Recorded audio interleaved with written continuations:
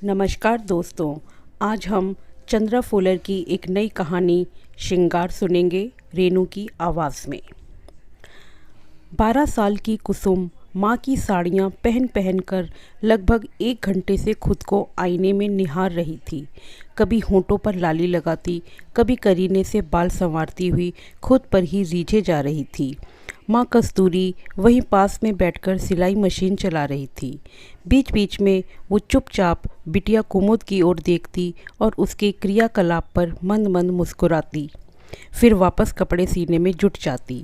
तभी कुमुद माँ की तरफ बढ़ी और अपने माथे की लाल बिंदी निकाल माँ के सूने माथे पर चिपका दी। वाह माँ, तुम बिंदी क्यों नहीं लगाती? कितनी सुंदर दिख रही हो इस लाल बिंदी में। कस्तूरी को मानो बिजली का झटका लगा। बिंदी को एक झटके में निकाल उसने ज़मीन पर फेंक दिया। क्या कर रही हो कुमुद? किसने कहा ये सब फालतू सामान घर लाने को? बाहर फेंको ये सब। पर माँ, ये फालतू सामान नहीं है, श्रृंगार का सामान है। हमारे स्कूल में प्रोग्राम है तभी लाए हैं, पता तो है तुमको। फिर काहे को इतना भड़क रही हो? कुमुद माँ के अप्रत्याशित गुस्से को देखकर चौंक गई। अच्छा, मुझसे दूर रखो ये सब। तुझे अच्छा लगता है तो तू कर, मुझे नहीं पसंद, मुझसे दूर रख। कस्तूरी तिलमिलाई। क्यों नहीं पसंद माँ? इतनी सुंदर लग रही थी ये बिंदी तुम पर, एकदम चेहरा मानो चमक उठा हो। तुम क्यों नहीं लगाती? हमारी तो सारी सहेलियों की माँ कितना सच सच के आती हैं, सबको पसंद होता है, बस तुमको ही नहीं। कुमुद झल्लाते हुए बोली। कस्तूरी के आगे पिछला सब कुछ घूम गया। कुमुद के पिता प्रमोद के जाने के बाद जैसे उसकी दुनिया ही वीरान हो गई। रंग बिरंगी जिंदगी को जाने किसकी नज़र लग गई। कस्तूरी की गोद में 2 साल की कुमुद को छोड़ प्रमोद दुनिया से रुखसत हो गया। कस्तूरी मानो दुनिया में एकदम अकेली हो गई। ससुराल की तरफ से तो ठोकरें पड़ी ही, मायके में भी बस परायापन मिला। अलग रहने के सिवाय कोई रास्ता नहीं था। किसी तरह कपड़े सिलने का काम सीखा और अपना काम शुरू किया। धीरे धीरे जिंदगी ने राह पकड़ी। मात्र 25 साल की उम्र में उसने ये सब झेल लिया था। अब तो थोड़ा जीना चाहती थी। परेश जी के रूप में उसे एक दोस्त मिला। बगल में ही उनकी चूड़ी बिंदी आदि सौंदर्य प्रसाधनों की दुकान थी।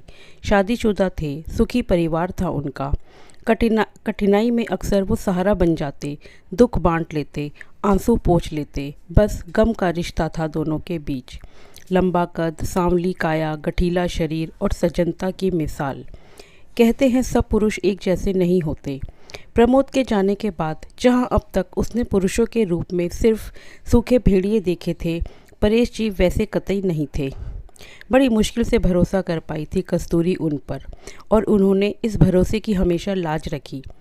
कस्तूरी की दुनिया में अब रंग वापस आ रहे थे। वो पिछले काले दिनों को भूल जाना चाहती थी। एक दिन घर जाते वक्त उसने यूं ही परेश जी की दुकान से श्रृंगार का कुछ सामान खरीद लिया, मामूली सा। रात भर वो सोचती रही लगाऊं या नहीं। फिर सुबह बिटिया को स्कूल भेज वो खुद दुकान जाने के लिए तैयार हो गई। कम से कम 50 बार बिंदी लगाई और उतारी। मन में एक डर बैठ चुका था, लोग स्वीकार करेंगे। फिर जाने क्या सोचकर कस्तूरी ने माथे पर बिंदी लगाई, हल्की लाली लगाई, करीने से बाल संवारे और दुकान की ओर चल पड़ी। करीब 500 मीटर की ये दूरी वो हर रोज़ पैदल ही तय करती थी, पर आज लोगों की नज़रें उसे कुछ ज़्यादा ही नुकीली धार से देख रही थी। कुछ फुसफुसाहट कानों को भेद रही थी। श्रृंगार आखिर किसके लिए? किसी तरह दुकान पहुंची। आज काम में मन नहीं लग रहा था। दिन के खाने के समय परेश जी आए। कस्तूरी के माथे पर बिंदी चमक रही थी जो सबने देखी थी, पर उन्होंने उसके माथे पर पड़ती चिंता और डर की रेखाओं को देख लिया था जो कोई नहीं देख पाया था, जिससे किसी को कोई फर्क नहीं पड़ता था। देखिए कस्तूरी जी, बदलाव कोई भी हो, शुरू में तकलीफ़देह होता ही है, बाद में आदत लग जाती है और तब सब अच्छा, आसान और सहज लगता है। आपको जो अच्छा लगता है आप करें। लोग तो कहते ही हैं कुछ ना कुछ। जब आप तकलीफ़ में होते हैं तो मदद को कोई आगे नहीं आता, पर जब आप दुनिया में रंग भरे तो सबको तकलीफ़ होती है। आप ध्यान ना दें, वो करें जिसमें आपकी और आपकी बेटी की खुशी है। मैं चलता हूँ, वरना इससे भी आपकी परेशानी बढ़ जाएगी, कहकर परेश जी वहाँ से चले गए। कस्तूरी ने तय किया कि अब वो ज़्यादा ध्यान नहीं देगी लोगों की बातों पर। उसने बिंदी और जोर से माथे पर सटा दी। वापस जाते समय उसने कुमुद को स्कूल से लिया और घर की ओर चल पड़ी। रास्ते में फिर उसे लोगों की भद्दी बातों ने घेर लिया। अब परेश महाशय को रिझाना भी तो है, उन्हीं के लिए करा होगा ये श्रृंगार। अपना पति तो मर खप गया, अब दूसरों का घर बर्बाद करने चली है। अब ये उम्र अकेले तो नहीं कटती होगी। बातों के नश्तर यूं चुभे कि कस्तूरी के कानों से घुसकर दिल छलनी कर गए। वो आंसुओं से भीग गई, अपराध बोध से घिर गई। मेरी वजह से किसी का घर नहीं टूटना चाहिए, और परेश जी जैसे सज्जन पुरुष का तो बिल्कुल भी नहीं।